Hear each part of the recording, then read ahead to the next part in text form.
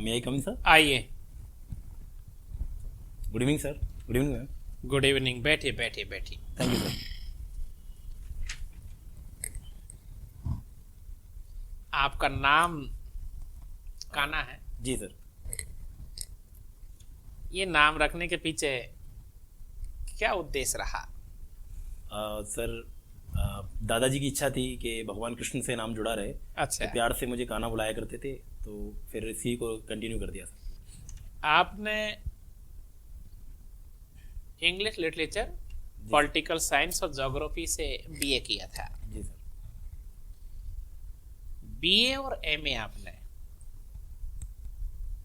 Non college किया था, जी sir. और एमए आपने जो किया था वो इंग्लिश लिटरेचर से किया था। जी सर।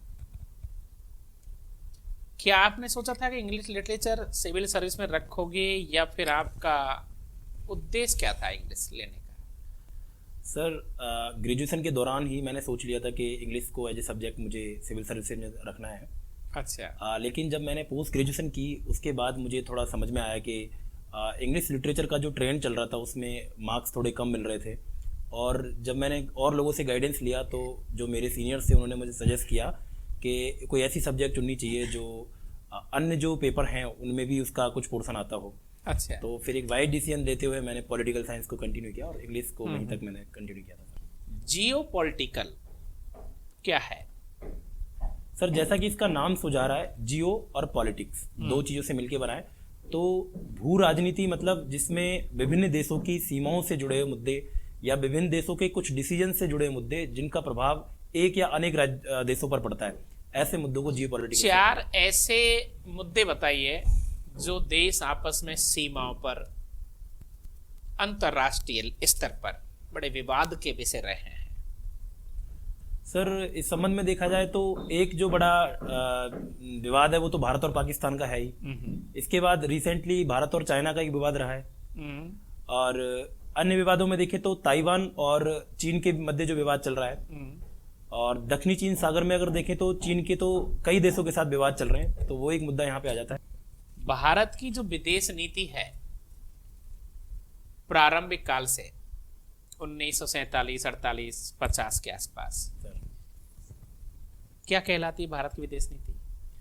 सर भारत ने आज़ादी के बाद में जो शीत युद्ध के दो गुट बन रहे थे उनसे दूर रह करके एक तटस्थता की नीति अपनाई थी, और पंचशील के सिद्धांतों को फॉलो करते हुए एक तृतीय विश्व का नेतृत्व किया था सर।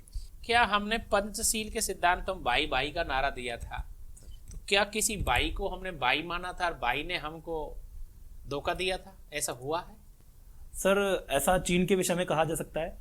नेहरू जी ने चीन के साथ जिस तरह की दोस्ती निभाई थी और उसका जो प्रतिफल मिला था वो हमें 1962 में चीन के द्वारा किए गए हमले के रूप में देखने को मिला।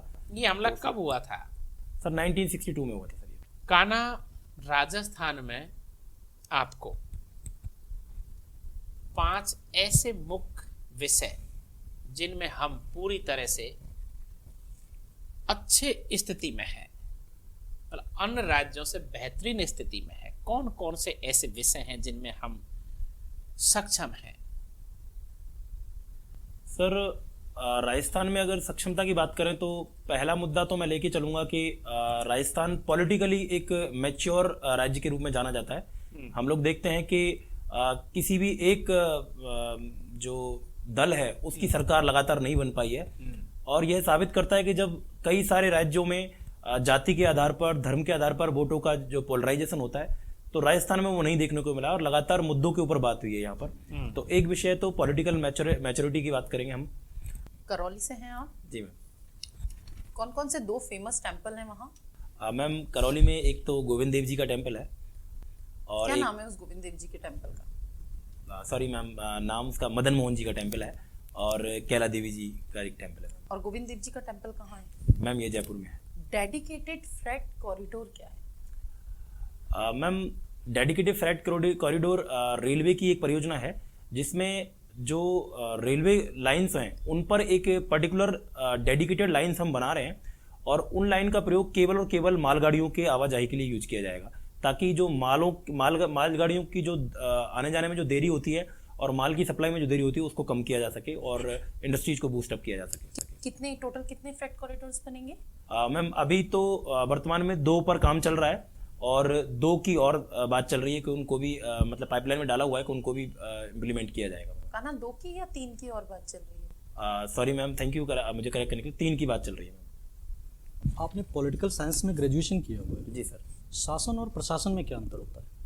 सर शासन और प्रशासन में अंतर इतना ही कि शासन का जो दायरा है वो काफ़ी बड़ा होता है और शासन का संबंध हम पॉलिटिक्स से या पावर से देखते हैं, जबकि प्रशासन जो शासन के द्वारा जो नीतियां बनाई जाती हैं उनको इम्प्लीमेंट करने के लिए यूज किया जाता है। शासन का संबंध जहां एक अस्थायी सरकार से देखा जाता है, जिसमें जैसे नेता लोग और जो चुने हुए प्रतिनिधि आते हैं। चुने हुए प्रतिनिधि जो होते हैं, जो सरकार, ये अस्थायी होती है। जी सर। अच्छा, मतलब जो प्रधानमंत्री, हमारे किस आर्टिकल में कॉन्स्टिट्यूशन में बताया गया है प्रधानमंत्री और मंत्रिपरिषद के बारे में? सर आर्टिकल 74 में इसकी बात करी गई है। वहाँ पे कुछ अस्थायी शब्द आया है क्या? नहीं सर, अस्थायी में उस संबंध में नहीं। अस्थायी का मेरा कहना यह है कि जैसे प्रशासन में जो ब्यूरोक्रेसी काम करती है तो वो स्थायी रूप से कार्य कर रहते हैं, सरकार किसी की भी बदले लेकिन वो अपना कार्य करते रहते हैं, जबकि सरकार का ये संबंध है कि हर 5 साल में जो परिवर्तन संभव है कि हो जाए। मतलब आप जो पंचवर्षीय प्लान हमारे यहाँ अडॉप्ट किया गया है, जो चुनाव की प्रक्रिया 5 साल बाद, आप उससे सेटिस्फाई नहीं है? नहीं सर, ऐसा नहीं है। डेमोक्रेसी में परिवर्तन का चांस मिलना ही चाहिए और लोगों को अपनी असहमति व्यक्त करने का मौका मिलना ही चाहिए। निश्चित रूप से एक बहुत अच्छी प्रक्रिया है कि 5 साल में लोगों को मौका मिलता है कि वो अपनी इच्छा है जो उसको व्यक्त कर पाते हैं वोट डाल करके।